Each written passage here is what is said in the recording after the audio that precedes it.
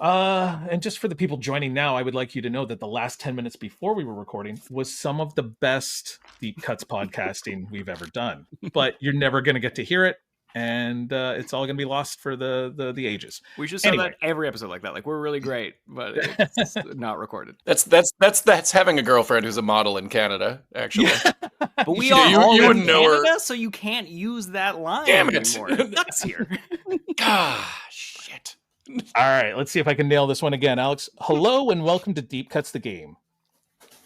No, I can't, Alex. Immediately fucked it up. So keep this in. I usually do. Always. Hello and welcome to Deep Cuts the Game, the movie trivia podcast where I give my 3 contestants 3 different movies and they try to come up with the most random, obscure, or minor actors from those films. The deeper the cut, the more points they get. I'm your host, Jeff Penn, and with me as always, he who shall remain nameless. Welcome to the show. Remember? How are you doing, buddy? Great. Well done. I know. I always listen. What you've made me do at the end of this show, I feel free to give you a couple little jabs. We did break format where I sent you your outro early so that you could practice it a little bit. Typically, you get it live, but no, you got it a little early. I'm pretty good, Jeff. How you doing? I'm doing good. Thanks for asking. So this episode's coming out on the 19th, the Sunday the 19th, which is the day before Blue Monday. Which is like not really a thing. It's kind of a thing. Is Blue Monday like the depressing day? Yeah, it's supposed to be like the saddest day of the year, but it was like co-opted by a tourism company as sort of like a way to boost just travel in January, which is a time that like nobody has any money. So like, why are you trying to do that? But I thought it would be an interesting opportunity to poll a few of our previous guests to get their comfort movies. What are kind of like their go-to movies where you like had a bad day, you're just kind of like want to cozy up with something. And I had also kind of floated it by you. And of course, we'll open it to our guests as well if they have any comfort movies. But I got a lot of hits on stuff from the 80s. And I think it's probably because it's when everybody was kind of a kid. Yep. So I got a lot of Dirty Dancing. I got a lot of the Back to the Future trilogy, the odd-numbered Indiana Jones 1 and 3, which is the correct number of Indiana Jones movies. But then I got some weird things like Copycat. Somebody's like, "Oh, I've watched Copycat to death," and I'm like, "That's the Sigourney Weaver, Henry Connick Jr. Harry Connick. Sorry, yes, yeah, please. And there's another woman in it too, right? Jodie Foster. Is it Jodie Foster? Or is it a judge? Is it a judge? Wait, Jodie Foster did a very similar thriller at the same time. There's so many of them. Is it Jennifer Jason Leigh? Who knows? Hey man, it's not my comfort movie. I haven't watched it. All right. Also, Seabiscuit? No, it's Hunter. It's Holly Hunter. Oh, okay. That's right. See, I am good at this game too. I don't just host. Allegedly. I've already blown it. And for me, the Roland Emmerich Godzilla will always be like I am fully aware that I am in the minority in loving that movie, but I love that movie. Because I saw when I was like 9. I was the exclusive target audience. I watched the cartoon. Like, I love it. I have the that 4K. The 4K of that movie whips ass. It's gorgeous. It's gorgeous. I can't believe they put effort into it. Like remastering that. Because I'm surely the only one who bought it. Nope. Nope. You can't hear the Godzilla cartoon without going, and Godzuki. With Ian Ziering as in the Matthew Broderick role. I got the complete series of that on DVD out of Michael's. A bit of a lateral move casting-wise in some respects. Essentially, yeah. And arguably now, after all of those Sharknadoes, like maybe they got him on the upswing. Yeah. But Jeff, what do you got? What are some of your comfort movies? I don't know. Maybe I'm a little older. So yes, mine are 80s, but like and I probably haven't watched them in a long time, and maybe I need to because I need a little comfort. But like I would go back to Clash of the Titans. Like Sam the Ray Jones. Harryhausen? Yeah. The Harry Hamlin, How old are you? Meredith. I don't know, but when I was a kid and we would like have to rent a VCR, either a beta or a VHS, and you'd have to go up and pick the tag off the wall because if you wanted beta or VHS, we would do Clash of the Titans, DC Cab, and Flash Gordon. DC Cab. Yeah, I gotta watch DC. I'm sure it's horrible now. I'm sure it was horrible then, but I have not seen that movie in a long time. So if I can track down a copy of that. But Alex, you also know I'm a bit of a weirdo. So like Silence of the Lambs, I could just anytime I'll just watch that, like that, and like Zodiac, I'll just watch those. but then also like I think I've rubbed off on my daughter a little bit. Like she really loves Napoleon Dynamite, so like I could probably just watch like just put that on repeat kind of thing. So yeah, I'm all over the place. There were a good chunk of like comedies that were kind of those early aughts, like a Superbad and a Step Brothers, which I expected to see a lot of those as well. 40-Year-Old Virgin probably for a while was like one of my like I'd watch like once a week when I was like 24 years old, and I'm like, that's what it's like when you're 40.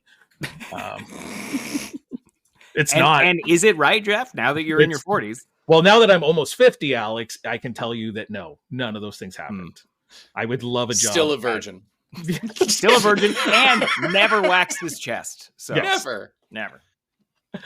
I'm gonna open this up to our guests. Do you want to introduce them first? Let's introduce our guests. I've got little write-ups for them and everything, Alex. Oh my God, you're almost a first up, I'd like to welcome Jason Whissell, the host of It's Not That Bad, a podcast that focuses on re-examining movies often considered bad by critics or audiences. He dives into what works about these films and why they might deserve a second chance.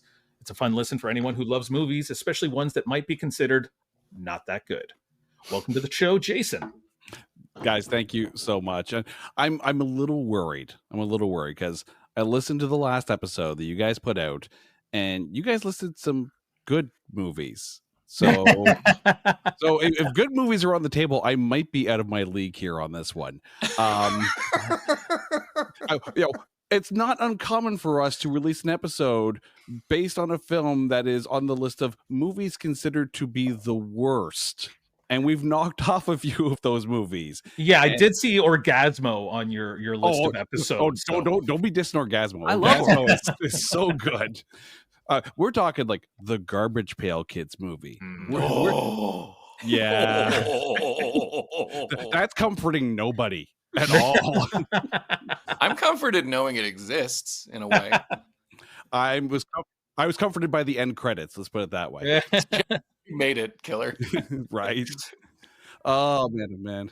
Also joining us tonight is Abe Goldfarb, the star and director of the film First Time Caller. It's a dark comedy with science fiction elements centered on the story of a radio DJ and a mysterious caller. The movie explores themes of isolation, connection, and the unexpected consequences of reaching out in desperation.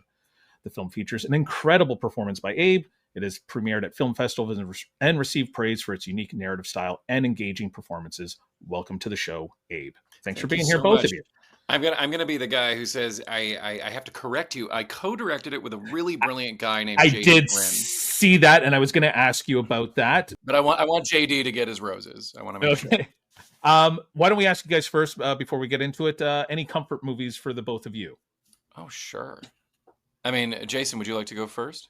Well, I mean, my comfort movie is also my trauma movie because I have no problems rewatching Optimus Prime die over and over again because I was a Transformers kid growing up. So the bad 80s music, the blatant animation mistakes, but it's still my go-to because it reminds me of when I was a kid and growing up and Transformers were still pretty cool.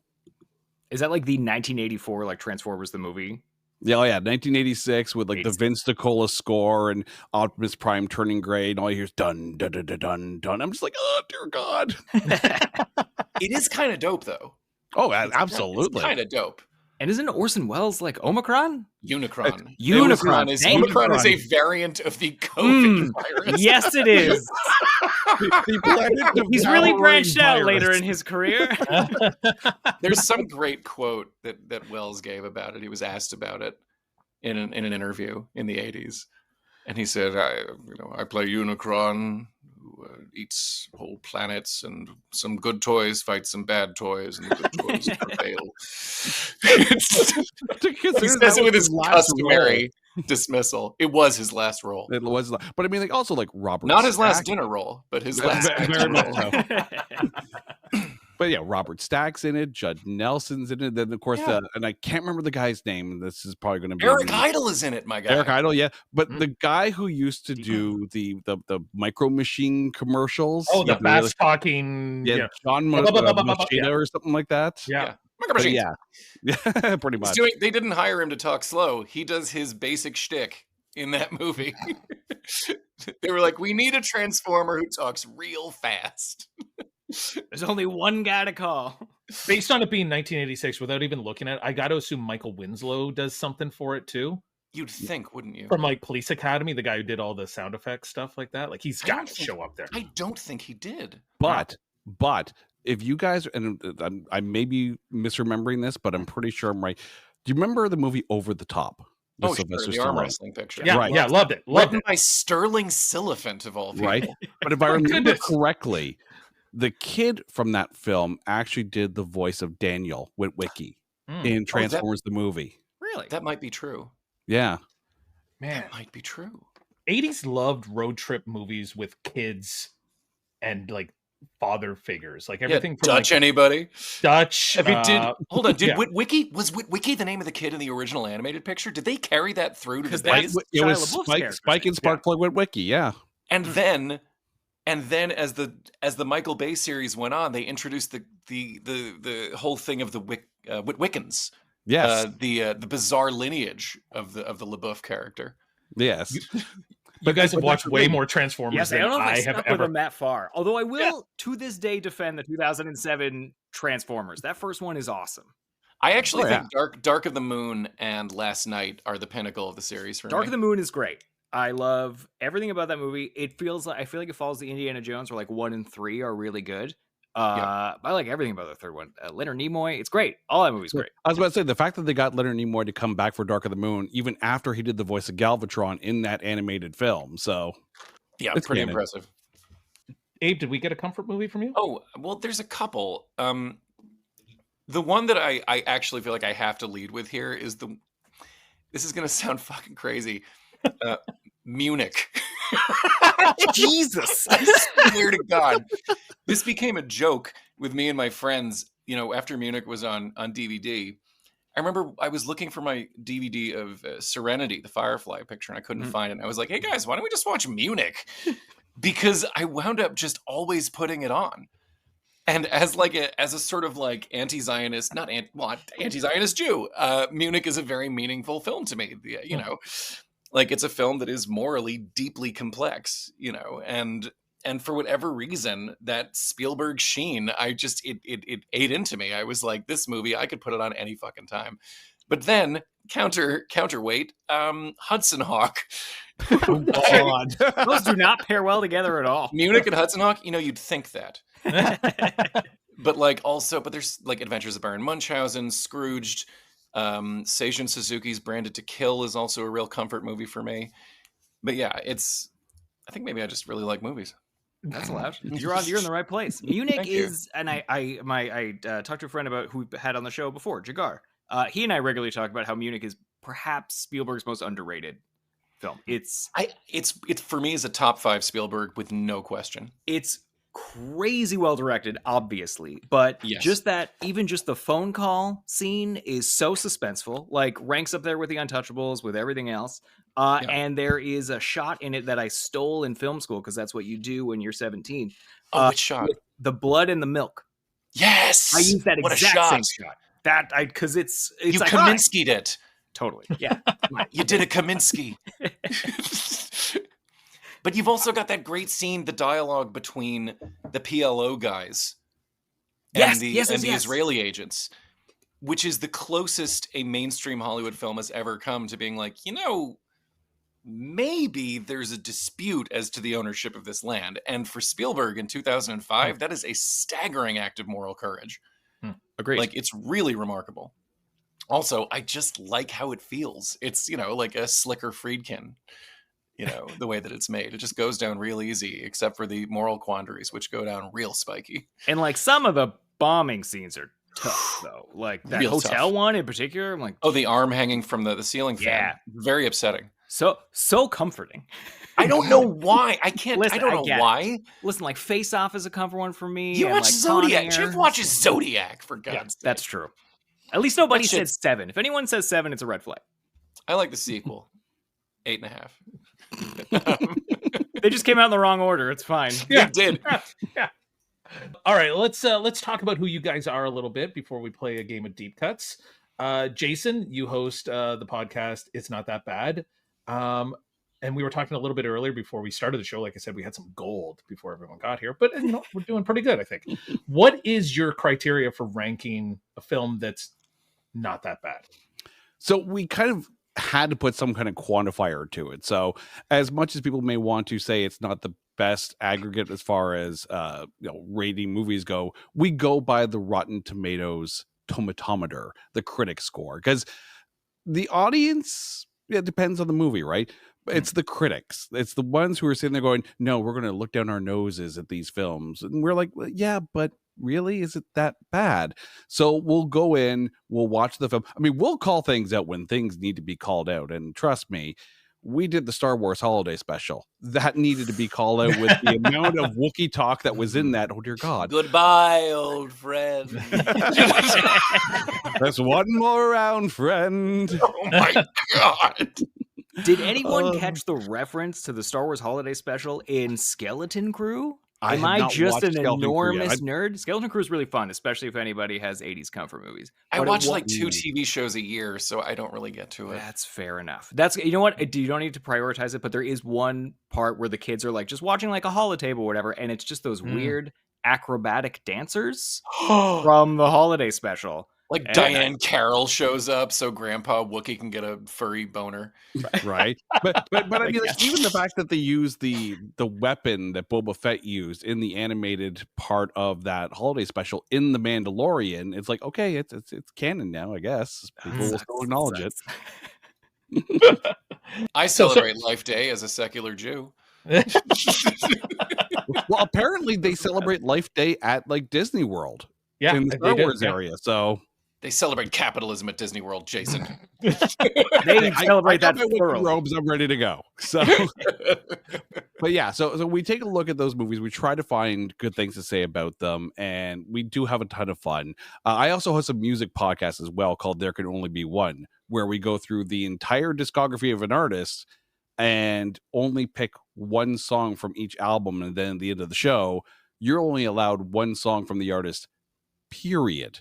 So if an artist has like 15 albums, you're making a 15 song playlist, one song from each album, and then you have to pick one song from that list. So some of them are easy and some of them are ridiculously hard. Like then everyone's in silence thinking about it. Yeah, that would be really Everyone's got that one artist where they're like, there's one album and both of your favorite songs from that artist are on that same album and you have to pick only one. It's tough. As a Warren Zevon head, it's especially tough because Zevon, probably one of the greatest songwriters of the last century and also one of the most bafflingly inconsistent. Yeah. Jason, follow-up question for you then. So you've been doing this for a while. I think you mentioned you're on your 4th season of doing this show.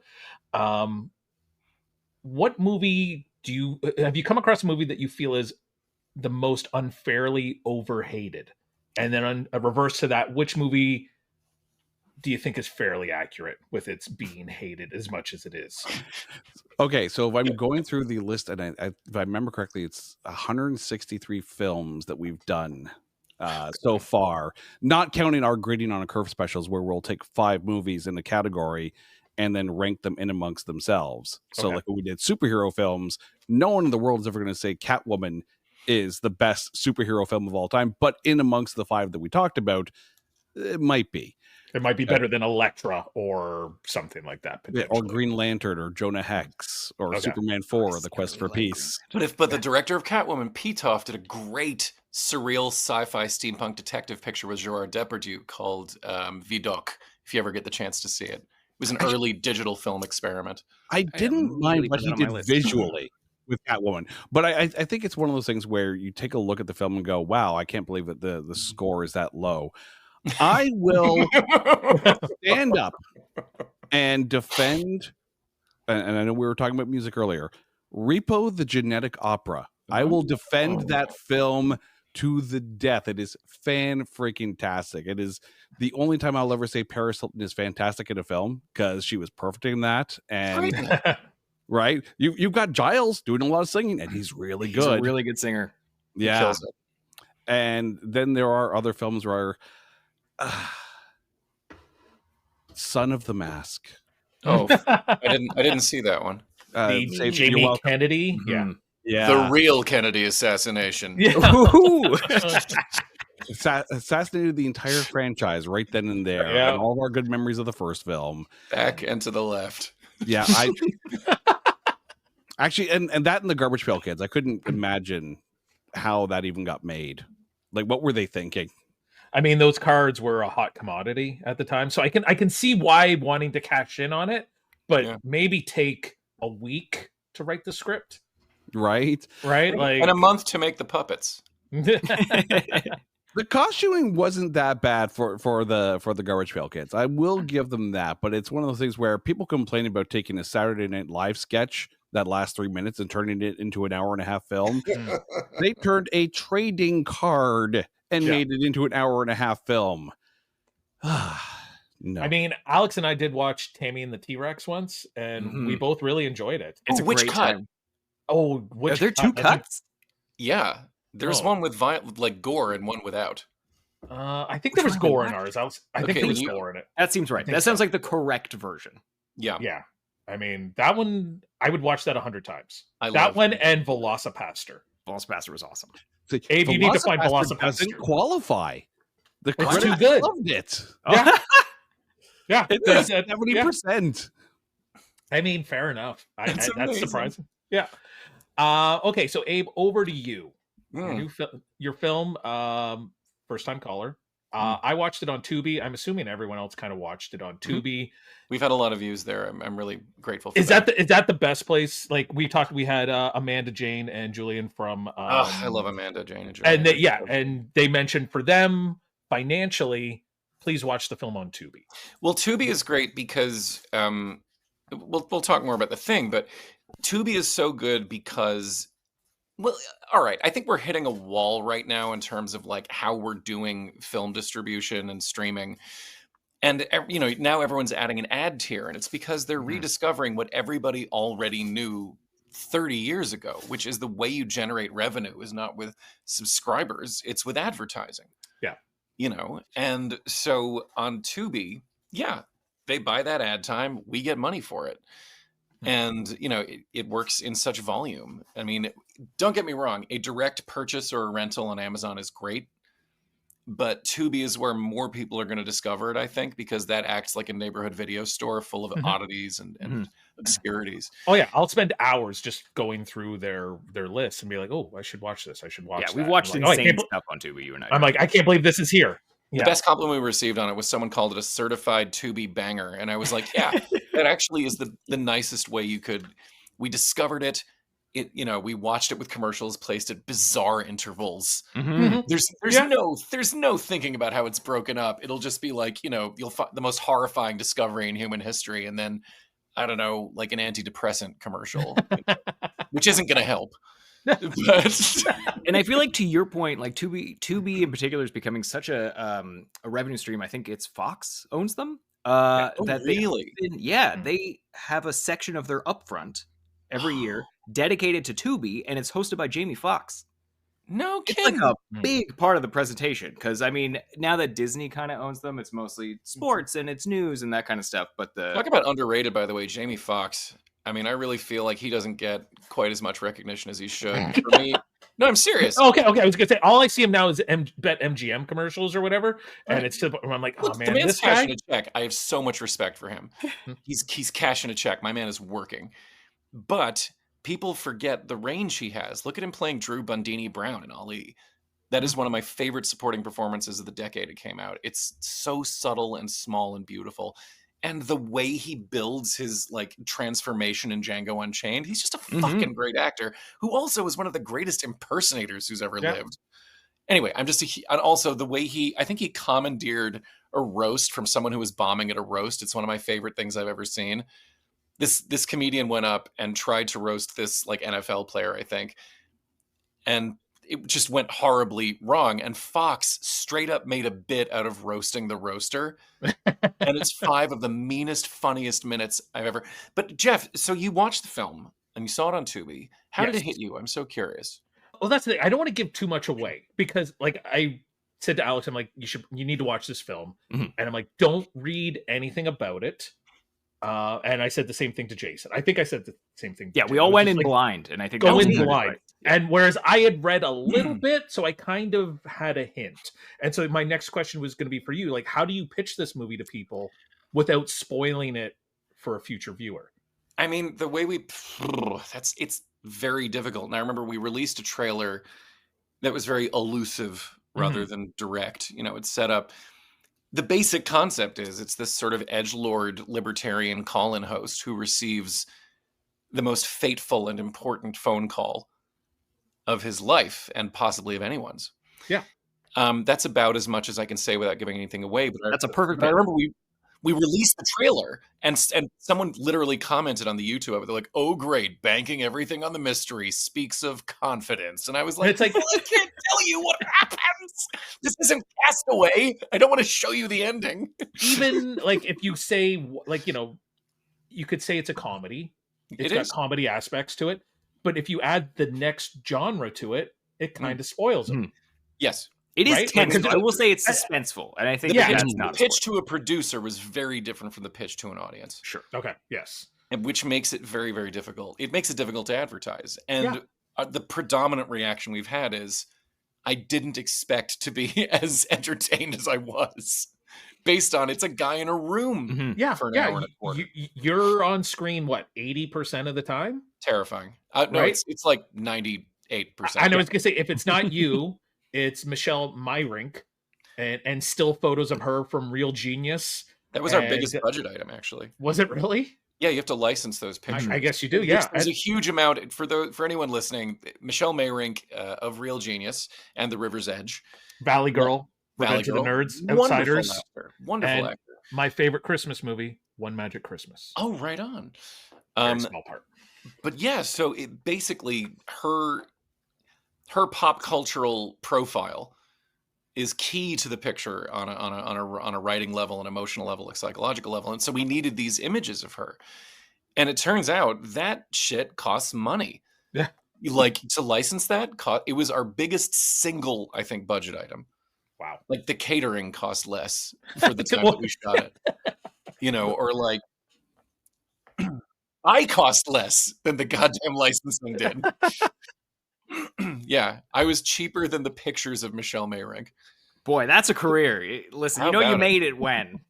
Baby. And I don't think she's acted since like 1989. If I I'm think not she stepped mistaken. away. She has founded the Actorium, which is out in Vancouver. It's an acting school, and she actually does. So she runs that, and she's also doing some blog posts on that as well. So she's still in the acting game, but just on the, I guess, on the teaching side of things. Which is Is so she cool. Is she Canadian? She is. Yeah. She's from Vancouver. Or she's from BC. Okay. Not Vancouver, but she's from BC. That now I know why she was in One Magic Christmas, which I think was filmed up in like Midland or something like that, with like Sarah Polley and a bunch of people. Elias Koteas are in it, so that I makes love sense. Elias Koteas. I love that guy. Casey What Jones, an actor. Elias Koteas in Thin Red Line is heartbreaking and devastating. Beautiful performance. But yes, how did you feel without giving anything away? I'm curious, because we've had so many different, the way it lands with people is so different. I think I can safely say, I think I can safely say, like, watching it at first, I'm like, okay, it's a guy in a room and he's on the radio. And then you realize that the cinematography is dragging you in, and those camera pans are getting slower and a bit more intense. And it's one of those things where the camera's getting closer as the emotions are getting up there. And whoever edited the film, and I'm sorry I didn't look at the credits, but whoever edited the film, there were certain little things in there where, you know, you've got this one part where it's looking over the computer monitor at you, and you've got like the overlay of the audio waveform as the guy on the phone is talking. And it's like, this is some brilliant editing work, because you're dealing with a very small, confined space, similar to a room like The Immaculate Room, or a movie like The Immaculate Room, which is on Netflix now. It's like the fact that you were able to draw people in a single room, almost like a stage play. Yeah. And it's the kind of thing where I'm like, if I were to see this on stage, it would be fascinating to witness, because you are getting that kind of, you're drawn in. Your back is leaving the back of the chair as the things are going on, because there's little things where it's like, you know, if you're watching the YouTube video on the laptop while you're talking, it's not obvious. It's not Right. upfront, and it's subtle, and it's better that way. Well, to be clear, it was edited by JD, and Okay. our cinematographer was the great Kevin Chu. And, you know, for the theatrical connection, I mean, something like Altman's Secret Honor was such a big deal for me when I was a kid, because I was like, oh, it's a guy in a room, and somehow it's cinematic. I wouldn't even want to do this on stage, because for me, the lifeblood of it, we did it as a radio play at first. And then it was like, how do we make it a movie? And oddly, for me, the movie was its ideal home, because it was like, how do you make that landscape as turbulent as it would be if you were actually seeing the whole picture outside the room? Like, But for I'm me- so glad it landed for you. Thank you, And Alex. as a radio play, it's as I say, it almost brings back memories of like the original War of the Worlds radio Huge play. influence. Huge Yeah. influence. Huge influence. Spoiler. It came from an anxiety.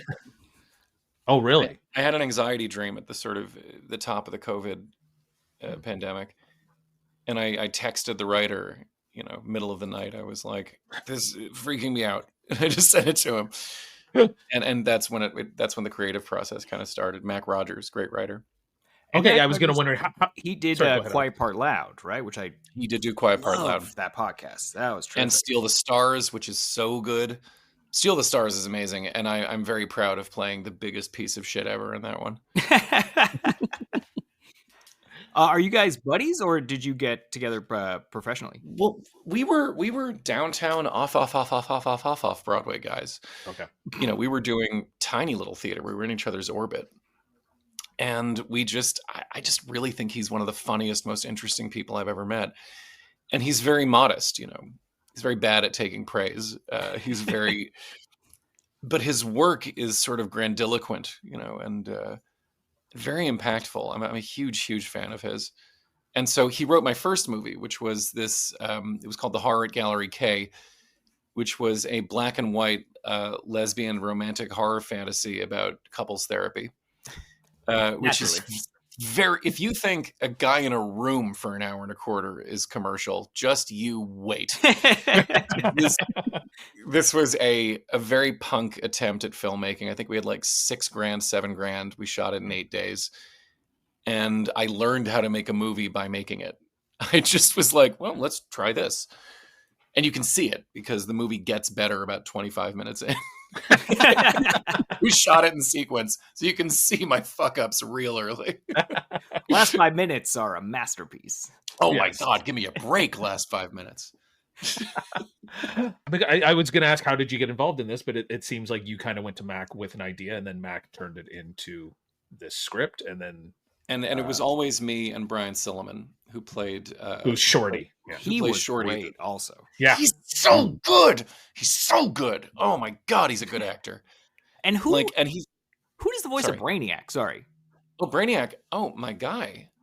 That is Greg Proops. You know what? I Is it thought really? it might be, but I didn't see it in IMDb, and I'm like, I don't know who did, but it sounded like Greg Proops to me. Hilarious. I love that. It was. That's My brother in Christ. That was Greg Proops. Holy shit. amazing. And we had, I think, just under an hour with him. Wow. Oh, he nailed And it. so, and I sort of, you know, JD was doing a lot of the sort of technical end of things, and we sort of collaborated on the storyboarding and, you know, the visual conceptual stuff. But then, you know, he did a lot of the tech stuff, and I worked mostly with the actors, and getting to direct Greg Proops was unreal. That guy was awesome. And he took direction beautifully from some schmuck, you know, some guy who's like, yeah, we're doing a movie in a basement. Can you be in it? And sorry, that was actually very Philip Seymour Hoffman and Happiness, you know. You come out your ears. But Proops, the most professional man, because I was literally like, hey, can we try it again? But like, maybe just make this alteration. And he would just do these surgical little changes in the performance. He was so what? I mean, I grew up watching, watching him improvise. Yeah. On Whose Line Is It Anyway? And he was a hero to me. And so I had to really chill myself out to be able to, all that acting, you know, there's all these voices that are piped in. And for a couple of the smaller ones, we like dubbed them in later. But for the most part, it was live. You know, I don't think Brian did but one pickup That was all just piped into my headphones, and James Colesby built an audio interface for the screen so that I could look at something the whole time with, like, the waveform, the EQ, the cycling phone numbers of people who were calling in, the listener meter. But all of that, we did that in camera because we were like, it's going to look shit if we paste it in post, because everyone, you just know. Mm-hmm. And I need something to look at when I'm alone in this room. And so that was very much my acting partner, was all of these graphics on the screen. That's amazing. Yeah, I mean, you're great in it. Brian is great, but Greg is as well. Like, he's got really those two calls. Silliman insists he's doing nothing. Silliman insists he's doing absolutely nothing, because he was like, I was sitting in my apartment in Queens, 60 miles away from the set, with the script in my lap, and I'm like, yeah, but also you're like the best actor I know, so it fucking rules. But yeah, man, we had cameos. We had vocal cameos from the great Ashley Atkinson. You can see on The Gilded Age, Alex Brightman, who was Broadway's Beetlejuice. I was very, very grateful for that. Ophelia Eisenberg, you can hear on NPR, great comedian. And then a couple of cameos. Mac did a little vocal cameo. Sean Williams, who was one of the founders of Gideon Audio, who did the audio play first. Yeah. Anyway, I'm babbling. I'm taking up so much time. Forgive me. No. Like, yeah, and we don't want to take up all your time either. But no. I have nothing but time. Okay. I was going to say, I think you've got 3 people here that would recommend this movie to pretty much everyone. Sure. I think it's absolutely, yeah. It's maybe not for kids necessarily, but there's nothing really too objectionable in it. My nephews enjoyed it, and they're children. Yeah. 12. We had Amanda Jane on with Perfectly Good Moment. That's not for the family. That's not necessarily for the family. But this one you could pretty much watch with everyone. And I don't want to say too much more about it, other than if we haven't sold you on it, then fuck off. Like, yeah, you're like a bad person with bad opinions. Yeah, you don't like movies, so go to hell. I guess you just hate movies, which is weird for you, probably. Yeah, there's no reason not to. Yeah, there's no reason not to watch this movie for free on Tubi the moment you finish listening to this podcast. If you don't want to see it, suck my deep nuts. I don't mean that. I'm not the guy who made Boondock Saints. I swear to God, I'm not the Boondock Saints guy. Not Troy Duffy. I'm very grateful for everyone who's seen this picture. We worked really hard on it. Okay, well, why don't we pivot? Yeah. Why don't do not suck my deep nuts, please. Why don't we jump into our second game of Deep Cuts this season? The first thing I make everyone do is try to guess, what movie am I thinking of? Jason, I know you've listened to an episode. Abe, I'm going to say you probably haven't, but that's okay. I listened to one. Oh, okay. I saw the number spike. Yeah. It went from 1 to 2.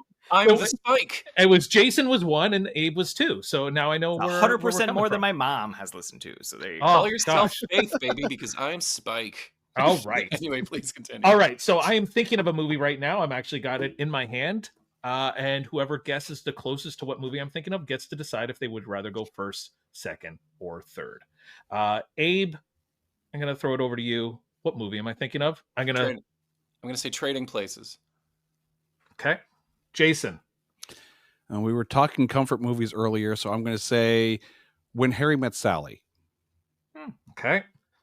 Alex. I will say one of the people I pulled, Trading Places, was one of their favorite movies, or their comfort movies. Is it Dirty Dancing, Jeff? It's not. It is Sexy Beast, Alex. It's a good movie. Sexy Beast. Couldn't have been further afield. No one is close to that at all. Alex, I'm going to say you're the closest with Dirty Dancing, just based on name alone. Dirty Dancing, sexy. All right, great. I'll take it. Sure. You know what? I normally go third, but I did well last week. I'm going to take second. Let's try second again. Take second. All right, Alex, second. So then we had Trading Places and, sorry, Jason, what was your guess again? It was When Harry Met Sally. When Harry Met Sally. That's tough. Jason, I'm going to go with you, Jason. I'm going to go with you. Would you rather go first or third, with the understanding that you get to go, if you're third, you get to go 2 times in a row? I'll take third, actually. All right. Jason in the 3 spot. Abe going at number 1. All right, so this is the part where I give you your movies. Okay. And Alex, I thought of this. Another comfort movie for me. Anytime Jacob Tremblay narrates something, I'll watch the fuck out of that movie. How many movies is that? 2. 2. It's like whatever So the any or both times. yes. What is it? The Room. I'll watch the shit out of that. And then in Wonder, he narrates most of Wonder as well. And Is both times, Room a Alex, comfort movie for? That's wild. The people who got out. yeah. Anytime that kid talks, I will cry. I will cry anytime that kid talks. You will It- Jacob and- tremble at his voice. Oh, my that's God. solid. Jeff, you should I was watch not- Dr. Sleep. It's great. Everything works out for him fine. Oh, poor kid. All right. Boy. So here I'm going to give you your 3 movies. So I asked you, to give me some of your movies that you like, and obviously I can't usually use them because it's a little too on the nose. If like I believe Abe, you said what was one of the movies? You said Gross Point Blank was one of your favorite movies. I don't think I have a copy of that. I don't know if it's streaming anywhere. I do love that movie. I think I had it on VHS back in the day. So that's not on the list. But Cool. because your friend Shorty was in the TV series High Fidelity, I've chosen the film from 2000 even, High Fidelity. Right on. So a little connection to you indirectly through Shorty, who was not in the movie, but he was in the TV show. Jason, for you, I have pulled a movie that I know you did on your podcast. It's not that bad. Oh, I'm And it's so one sorry. of my it's actually one of my favorite, not one of my favorite movies, but I really do enjoy this movie, and it has a super deep cast. From 2008, The Rocker. You do love that Okay. movie. And I will say this, Jason, after listening to your podcast, and you did a little brief talk about what fictional bands might headline a concert. I think the band you might be missing out on is Stillwater from Almost Famous. Okay. I mean, I still think Josie and the Pussycats should be headlining that show, but Mhm. you know, Oh yeah. Well, if you don't want me to go to the concert, by all means, get Josie and the Pussycats to headline. Yeah, yes, I think they have 3 songs, and then you can count in their cover of Tiny Dancer that they do on the bus, as well as like their 4th. All right, so to tie those together, I went way back to 1983, and there are 2 crossovers from all these movies. There's 2 people that appear in more than one film. And Alex, it's funny that you talked about Blue Monday on Monday and how holidays are trying to get people out there to travel. So it is the 1983 comedy National Lampoon's Vacation. Very deep casts. All 3 of these movies have pretty deep casts. And while I give you a moment to think about them, let's hear a word from our sponsor. Movie buffs and collectors, this one's for you. MoviePosters.com offers an incredible selection of posters for every taste, from obscure indies to your blockbuster favorites. Hey, Jeff, do they have any Jay Baruchel posters? Well, I do know they've got How to Train Your Dragon. And Jeff, have they any Sean Connery motion pictures? Yeah, Alex. Zardoz? And do they have any posters for Christopher Walken movies? Yes, Alex, they do. Go to movieposters.com and use promo code DEEPCUTS15 to get 15% off your next purchase. This is my real voice. I love High Fidelity. It's one of my... It's a great picture. Yeah. I remember seeing that one in the theater. That was a good Same, one. baby. And then the next 2 weeks, I think we saw Hollow Man and The Sixth Day. So it was like, wow. Ooh, we banger went after from banger. we went from there to like almost walking out of the theater. The kind of thing. Like, panoply. yes. Hollow Man is terrible. Shall we? Yeah, I think we're good to go. Okay. Welcome back to the Deep Cuts the Game. We've got 3 movies: High Fidelity, The Rocker, and National Lampoon's Vacation. Abe, you're up first. What is your deepest cut? I mean, for all 3 of these, I'm gonna go ahead, or just You one could of them. give me one. Give me your best one off the top. It could be from any one of the 3 movies. I mean, right off the top of my head, I'm gonna say she's not largely known as an actress. I'm gonna say Christy Brinkley in Vacation.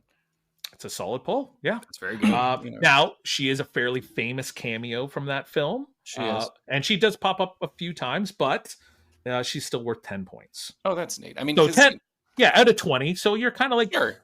Yeah. I'm shambling out of the gate. no, there's nothing wrong with the Christy Brinkley. I think Sure we all isn't. appreciate, a nice Christy Brinkley Yeah. reference from 1983. Alex, what do you got? Because as I had said, I'm only loosely familiar with some of these movies, but I do have like one for High Fidelity. I don't know how deep it is, because I think it's Deleted Scene. but Beverly D'Angelo is selling those records, right? That was She deleted. is. Yeah. It was Yeah. deleted. It's funny because I just rewatched the movie and there's literally a scene where John Cusack gets a call and he's like, yeah. Oh, really? Okay, yeah, I'll be right over. And then you never see where he goes. Right. But in the deleted scenes, And the it's records to are Bever- too good, and he's like, I can't take these. And she's her like, husband "Take one." cheated on her, and Mhm. she's selling off his record collection, which is worth like $100,000. And she's like, give me like $500 for And it. it's a queasily erotic scene. Yeah, and he can't do it. Classic He Beverly. goes Yeah. back and he buys one She's record. so hot. Um, She's so hot. She turned up in Violent Night, and I was like, looking good, Bevs. The David Harbour movie? Yeah. I don't even remember her in that at all. Dude, she was the evil matriarch of the rich family. Oh my god, of course she was. I'm an idiot. Yeah, well done. And Well, I you're was better at like, this game than I am. you've kept up, lady. Alex, well pulled. Deleted scene, still listed on IMDb though, so it's worth 20 points. Oh, 2 what? points- Really?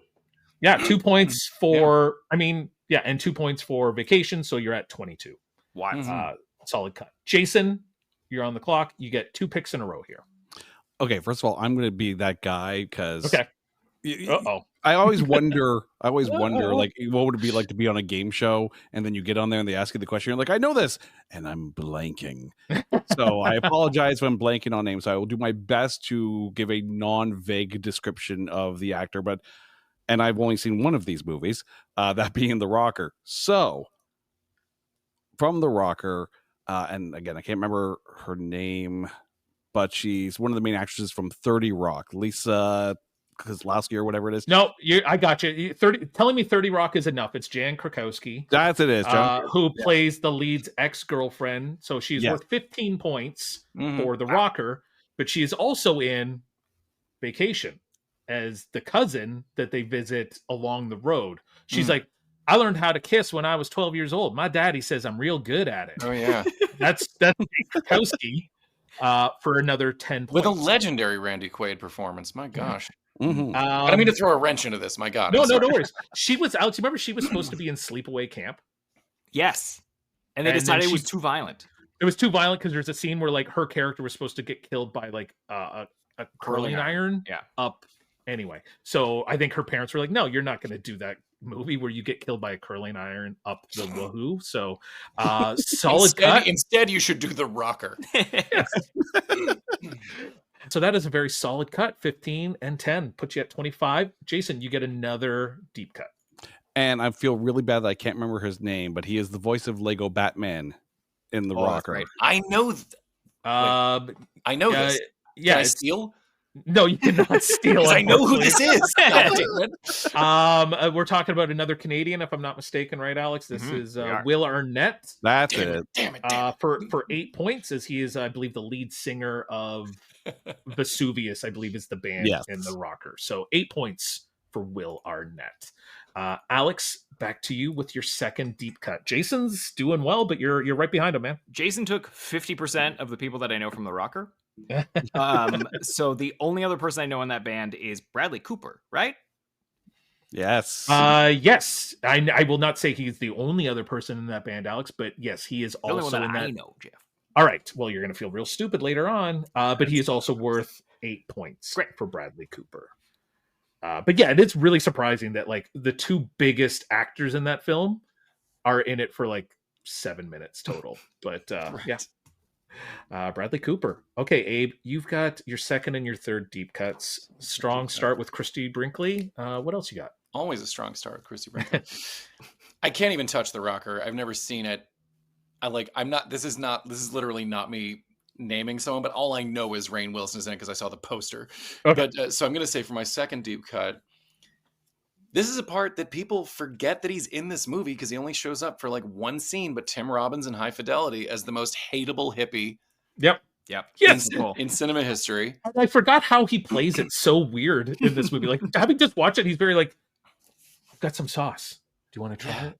And I'm like, oh my God, he is just the worst. Tim Robbins as I believe his name is Ian Raymond. I but think he it's goes something by like Ray. that, He yeah. goes by Ray. Yeah, It goes call me by- Ray. Call me Ray. So for another solid 10 points for Tim Robbins. All 10. And then you get your third one. Get a third one. I don't know this guy's name. I think it starts with Todd. He's the other record store employee in High Fidelity. I think it's Todd something. I'm gonna give it to because his name is Todd, and the fact that you know his name is Todd is a huge. And he's in The Rock. He's in The Rock, and he's also in Jerry Maguire as Jonathan Lipnicki's babysitter. Oh wow! His name is Todd Luiso. Todd Luiso. That's it. So Todd Luiso for 8 points. 8? Come on, less points than Tim Robbins. But he's in the movie. Madness. He's in the movie a lot. He's going to burn that new CD for the lead character. You know, the one. Yeah, I mean, you have to. What are you going to do about it? Like, you know, there's no one to go to. You. I'm in my own apartment. You're in Canada. I mean, the day's coming, Abe. It sounds like we may have to square off at some point. We're all just going to meet at the whatever. It's the deepening. The 49th parallel or whatever, Canada versus US, and fist up. And yeah, we'll go at it. Queensbury rules. Co-host Alex Young. What is your third deep cut? Abe literally took my next 2 guesses. Like I had to cross them off my sheet. I'm like mad about it. Sorry, baby. He's in The Rock. No, that's okay. That's the game. But also, like, you know, you're dead to me, so that's fine. That's cool. I will take the other guy in the record shop. Surely not worth as much because he's more famous. But Jack Black. Wow.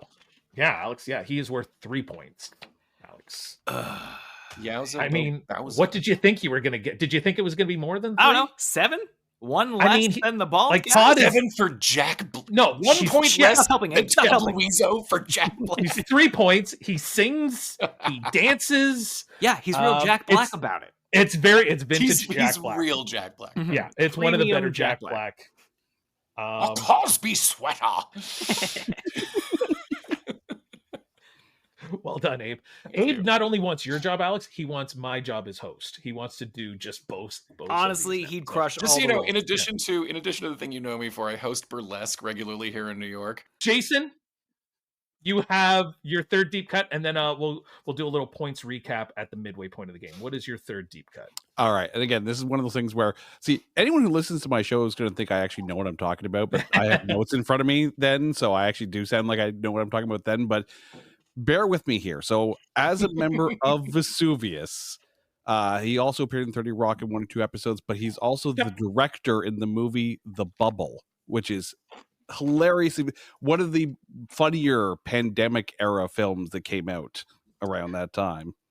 You're getting it just by telling me he's from 30 Rock. I believe he's the guy that does the Ray Romano in person, or he's they tried. No. Like, there's an episode where Tina Fey is questioning about her neighbor, whether he's needs to be called Homeland Security on.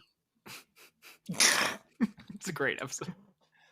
I just remember the part where he's like, "Hey, you do a Ray Romano, don't you?" And he's like, "Hey, I'm Ray Romano." They're like, "No," and he's like, "My brother's really tall." The actor's name is Lonnie Ross, and he's worth slightly more than the Will Arnett, Bradley Cooper. He's worth 10 points. Yeah, I just remember him from The Bubble. So okay, I did watch The Bubble, but it didn't stick with me. But it popped in your estimation. At the halfway point, Abe, you have 28 points. Alex, you have 31. Close. And Jason, you have 43. Yet I can't remember a single name.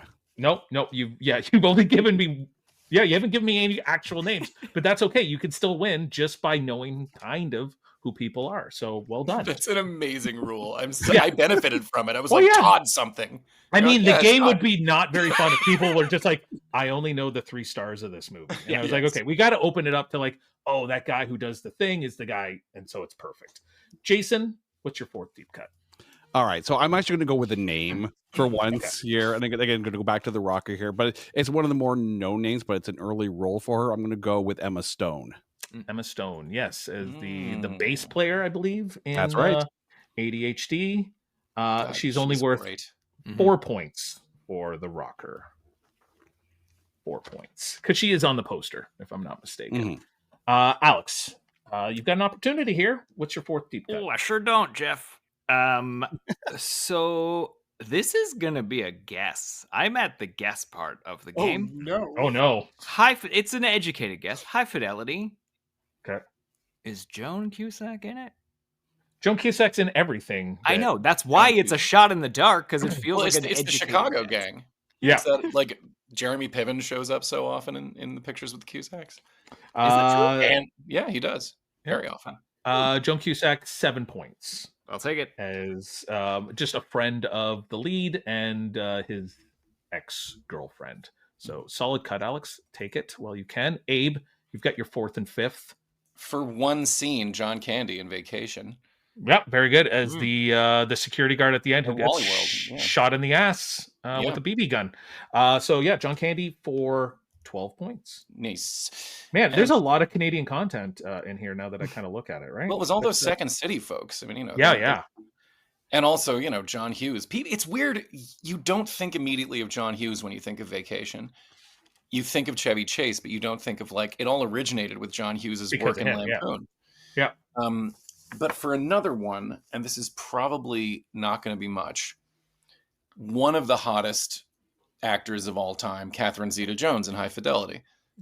And she's not worth nothing. She is 8 points because she's really only in it for about 5 minutes. I'll take 8. So Catherine Zeta-Jones for the Welsh lovely. For 8 points. Yeah. And then what was like the last thing she ever did? Because she just kind of like disappeared, right? Like, well, she got married and then. Yes. I haven't seen her in a minute. She is such an electric screen presence. Is she not in Wednesday? Am I thinking of someone else? She is in Wednesday. She's the mom. Yeah, she's the mom in Wednesday. So how Luis Guzman landed her, that is a wild time. I'll tell you how Luis Guzman landed her. Luis Guzman is the shit. Luis Guzman is so funny and charming. How dare you, Listen, Alex? if we could ever get him on the show, we've peaked, and that'll be the last episode. Did you ever see his episode of Community when he showed up? Oh, yes. Yeah. One of my favorites. Man, I got laid so much it was crazy. He's so good. And his appearance in the new Beverly Hills Cop is just diamond stuff. Beautiful work. I love him. I did enjoy that movie more than I expected to. Same. Because the third one is real bad. Well, and they even referenced that the third one's not very good. Like they literally make a meta joke. text is like, we better forget about that one. Yeah. Alex, we're at you with your 5th deep cut. I mean, for 2 points, can I have Josh Gad in The Rocker? Josh Gad, I have him actually the same as Emma Stone, so he's worth 4 points. Josh Gad, 4 points. Jason, you have your 5th and your 6th, which will be your final 2 deep cuts. Yeah, and I'm running out of people here, and I'm pretty sure they're both going to be like 1 point each, because I'll go with John Cusack out of High Fidelity. Yep, he is. Yep. And actually, I would put that down as a comfort movie, Alex, for me. Like, I really do. High Fidelity? Like, High Fidelity. It's a great movie. I mean, the book is too. I think that's a Nick Hornby novel, if I'm not mistaken. Yeah. It's a great localization. And a family friend, Thomas Kitt, wrote the songs for the musical.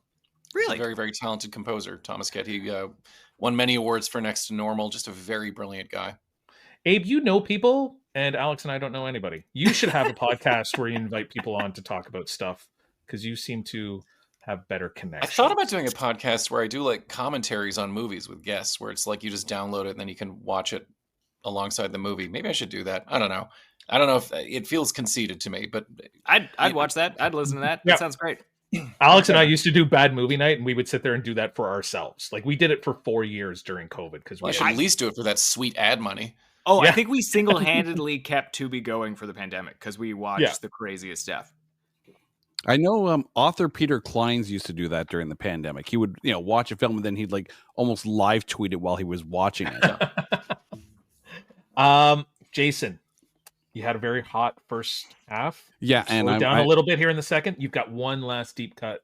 And much like my beloved Ottawa Senators, I'm probably going to botch it in the third period here. So I'm just going to go with Chevy Chase because brutal, baby. Yeah, I'm drawing blanks here. All right, Chevy Chase, 1 point. Yeah, I told you. All right, Alex, the proverbial door is open for you and Abe to make a big comeback here.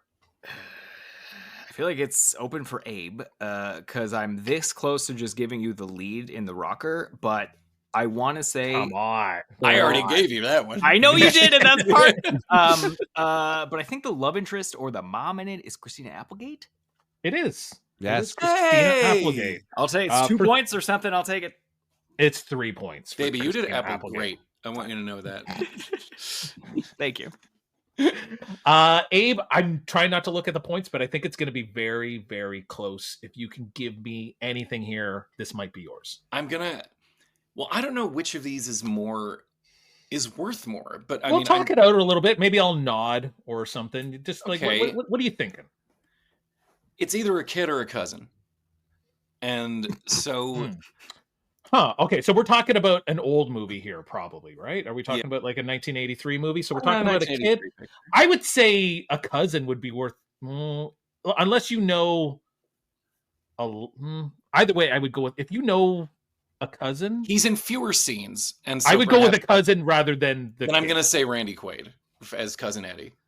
Okay, Randy Quaid for 4 points. See, it was either him or Anthony Michael Hall. Yes, Anthony Michael Hall. I'll tell you right now is 3. Okay, well, I'm glad I now. know Cousin Had Eddie. you known who the daughter was, and I don't. That's very misogynist. I mean, she didn't do a whole lot more. I remember the hot chick from the Ferrari. Yeah. All right, let me give you some of the people you may have missed. Oh boy, John Cusack's love interest. I don't even know how to pronounce her name. I think she's like Swedish or from Norway. Her name is Iban Hejej. Oh, she was great. And she's from Defiance with Daniel Craig. Daniel Craig. Yeah, good movie. Lisa Bonet. Bell. Lisa Bonet was so good. Yes, which considering I was that searching for the name. High Fidelity, the TV show, stars her daughter, right? Smart. Lily Taylor is also one of the other exes. Of course. Playing young John Cusack in high school is the actor Drake Bell from Drake and Josh. Oh, shit. Yeah. So that would have been a big amount of points. The love interest of your guy Todd Luiso is Sarah Gilbert from Roseanne. Bruce Springsteen has a cameo where he talks to him. He's like, yeah, that's what you got to do. You got to tell all these girls that you broke up with them and you're a jerk, and you'll feel better and they might feel better. Also, we got John Cusack's other sister, Susie, and Harold Ramis is also in it in a deleted scene as his dad. So there's a lot of big points up there. The Rocker, Teddy Geiger as the lead singer of the band, Jeff Garland, Jane Lynch, Jason Sudeikis.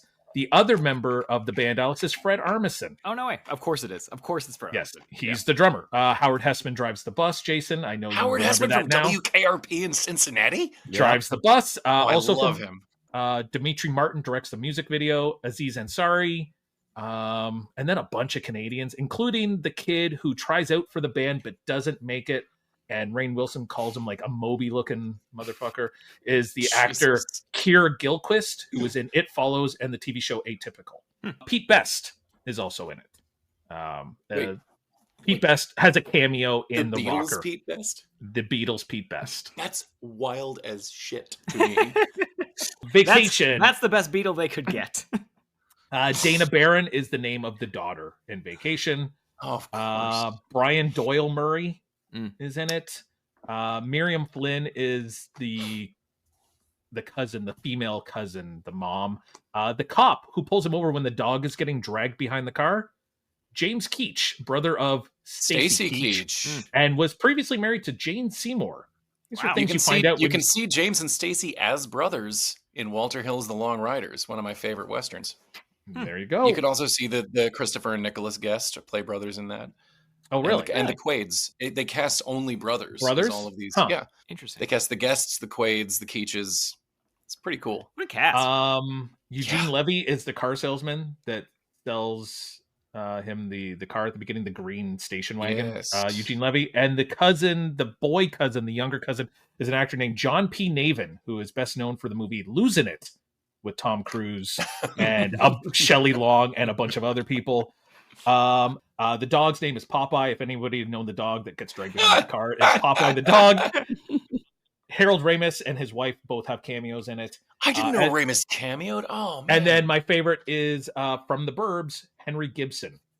The old guy with the white hair is in it as well. Love Henry Gibson. Yes. So I think we've got a very close game. This might be one of the closest three-way battles we've ever had.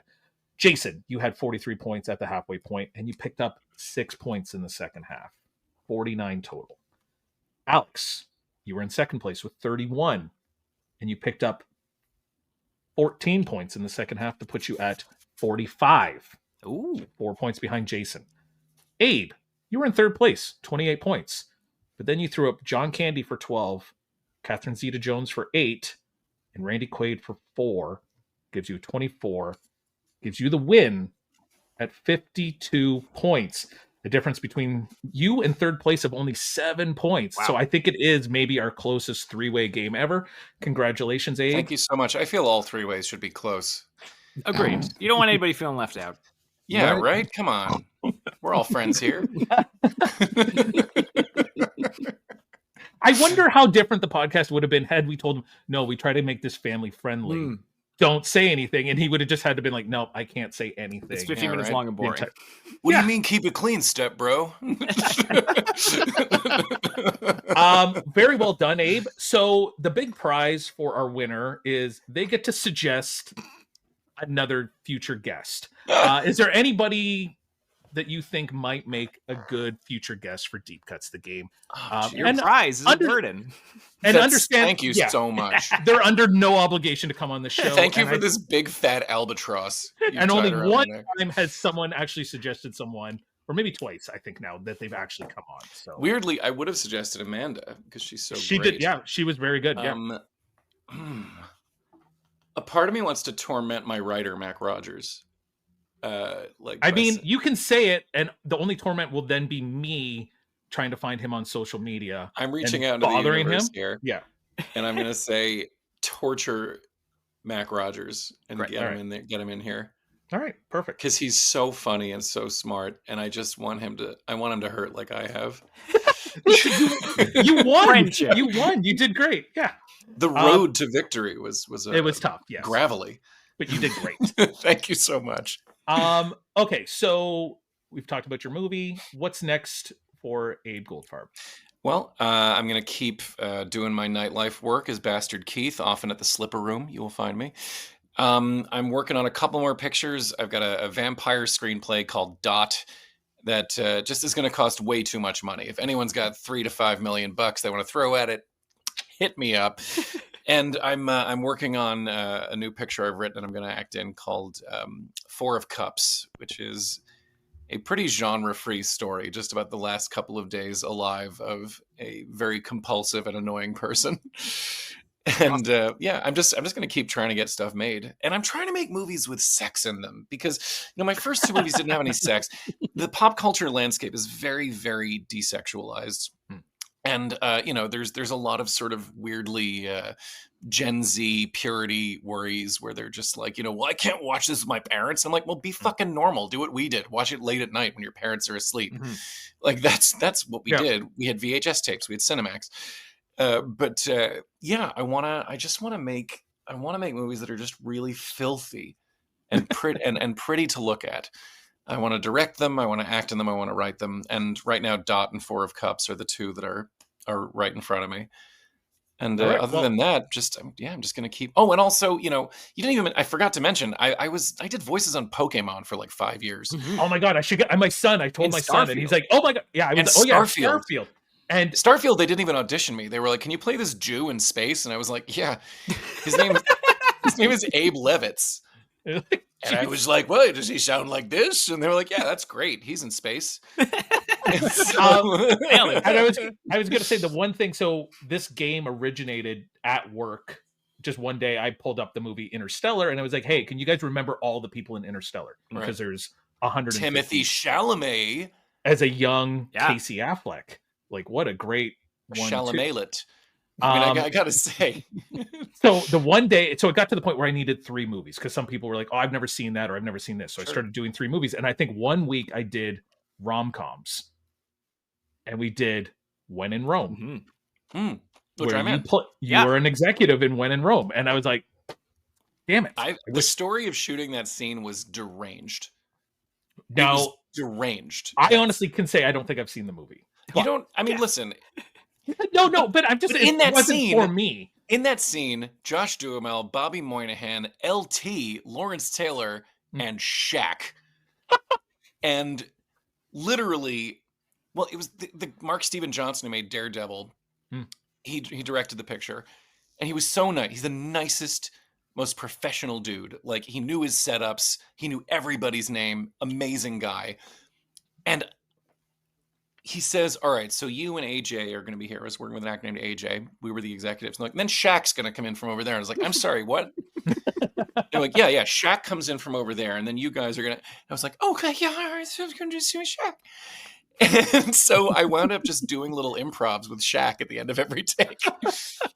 Like, the scene would finish, nothing would be happening. I'm like, come on, Shaq, pound it. And Shaq's hand is the size of myself. To be clear, he is an enormous individual. The director was like, hey, Shaq, how you enjoying New York? He's like, I'm doing shopping. I don't know. They're like, do you want to do a take? What do you think you'll say at the end of it? And he was like, I'll think of something. And he was just amazing. But anyway, so yes, these are things I've done. And I've led a very strange life. And is Shaq a good improviser? He seems like he's funny. He is. He's really funny. Great. He's really funny and like, he's so deadpan, but he's really there. He's in it. But yeah, if you guys, if any of you listening to this write fiction, I'll read your audio book. I'll do whatever. Listen, man, I'm a gigging artist. I'll be your little voice acting Menke. I found you on Blue Sky. That's where we connected. Is that a good place for people Blue to... Blue Sky's great because I'm not active on Twitter anymore because yikes, baby. Yeah. It is a dumpster fire over there right Abe now. Goldfarb on Blue Sky. All right, perfect. And Abraham Goldfarb on Instagram, which I'm occasionally on. Jason Whissell. It's Not That Bad podcast can be found pretty much everywhere, if I'm not mistaken. Yep, on all these social media, although like Abe, I am do my best to stay away from the I am part of the Exodus, if you will. Hey. Yeah. You can find me there at Not That Bad Cast, or if you like music, you can find me at Only One Cast, and you can go to our website at notthatbadcast.com. And if you're in the Whitby, Ontario area on February 1st, for the first time in the show's history, we are doing a live recording at Five Paddles Brewery. We are going to be talking about the movie Ophelia. We're going to be showing the film, and then we're going to be talking about the film. There will be a microphone there for audience members to get their chime-ins in. And the people of Five Paddles Brewery are absolutely fantastic, and the beer is so freaking good. And the funny thing is, they have a beer there called Ophelia. It's a barley wine. Trust me when I say it is ridiculously tasty. So if you're out February 1st, it's completely free. You just have to visit Five Paddles Brewery's website and register your spot. There's very limited seating, so please do come out and come say hi. Excellent. Sounds good. I'm close to that. We'll see where I am on that night. Alex, what's going on with you? I gotta follow just such accomplished people with like so many things going on. Yeah. With just homeboy, I'm unemployed. Don't torture yourself. I mean, hosting burlesque, that's cool. Bringing sex back to cinema. You got so much going on, man. You're crushing it. I'm just gonna say what I normally say, which is, support your local rep cinema and any local video stores if you're lucky enough to have them. I know the Fox and the Review have a lot of good stuff going on in Toronto this month and into the next couple, including a screening of American Gigolo is coming up with some good guest speakers. I feel like that's gonna be a really good time, and it's like very nearly sold out, so grab tickets quickly for that one. Other than that, keep listening to this podcast. If you're hearing this, you heard the show, so like subscribe it, keep it going. Come back later. Yeah, Alex, when are we going on subscribe button, fam? Yeah. When are we going on tour? Actually, I don't even want a tour. You know what I want, Alex? Every other, like, when you listen to podcasts, you're like, oh, so we got the most interesting thing in the mail today. One of our fans crocheted our logo into a hat and sent. I'm like, when is someone going to send me some Deep Cuts merch that they've made for me? Man, you and I don't even see each other in person. Last time I saw you was to borrow your steam cleaner on Wednesday. Yeah, I like when you called me and you're like, hey, you're an adult. Do you have a steam cleaner? And I'm like, yes, but I'm also like, you're turning 36 this year. You're an adult too, my friend. I don't have a steam cleaner, so clearly not yet. No. All right, so that's the Rubicon of adulthood. Yeah. Alex, Alex writes me an outro for every week's show. And this week he did send it to me in advance. Wait, before you do the outro. Everyone should see Better Man, the musical about Robbie Williams with a CGI. Oh, okay, yeah. I've now gone twice because it's unlike anything that's around right now, and it's bombing, and it doesn't deserve to. And please go see Better Man. I think it's an incredible film. Sorry, anyway, I just needed to get that in there. No, that's good. I will add. I I've heard literally good things about it, yeah. went to a matinee of it right before being here. Amazing. It's from the director of The Greatest Showman, right? Which is one of my favorite movies. I love The Greatest Showman. And this movie is one of the greatest advances in directorial prowess I've ever seen. Like, I wouldn't have guessed that the guy who made The Greatest Showman had this in him. Amazing. It's great. Astonishing. Okay, sorry. I interrupted the outro. That's all right. I do want to, Jeff, I want to preface the outro because normally I do my little spiel. I send it to you. I'm like, here's your direction. You're doing an intro to the outro? I'm doing an intro to the outro because I love attention and I want to make it all about me. Well, if we can have a trailer for a trailer, then we can have an intro for an outro. That's a valid point. So true, King. Because Jeff, because we were talking about Blue Monday, I was initially going to get you to sing the blues, but I don't think that's a thing that you and I can get away with. So I'm like, what is the closest thing to the blues that we could do? And so I thought of the Frasier closing theme song. I'm like, that's kind of bluesy, right?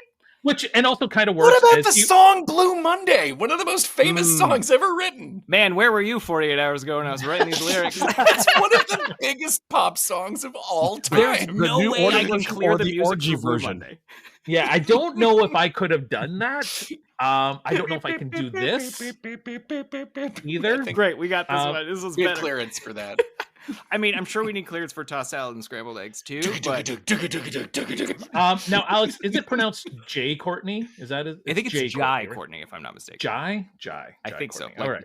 I was about to write on my phone so that I had it correct. You should have a Starbucks tie-in called a Chai Courtney. I would love that. It comes with a copy of Die Hard. This 5. Is the dregs at this point. All right, so boomerang, no less. For the three people who are with me here, please understand that I will add music to this after, and hopefully that will make it sound okay. I remember there's a part where you stop singing that's spoken, and then you sing. I see that. Yeah, where it says stop singing. There's no. God, this sucks so much. And Alex is like, make sure you practice, as though I don't have anything to do all day but sit around practicing my Frasier Crane impersonation, singing his theme song.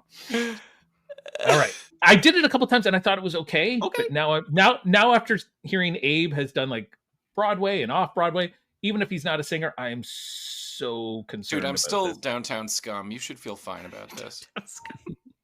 All right. Jeffrey, I hear the deep cuts calling Dale Dickey or Richard Kind. Jai Courtney. And maybe you seem a bit confused. That's deep cuts. 3 points for Mike White. I want to thank our guests, Jason and Abe, and of course, the Niles to my Frasier, Alex Young. Congrats to this week's winner, Abe Goldfarb. Follow us on social media platforms at Deep Cuts, The Game, and anywhere you get your podcast. Now let's close this out with a little more soul. But I don't know how to score the Stevie Rammies or Ian Holmes. We're fighting again. Martindale all over my face. What is a boy to do? I'm really proud of it. No notes.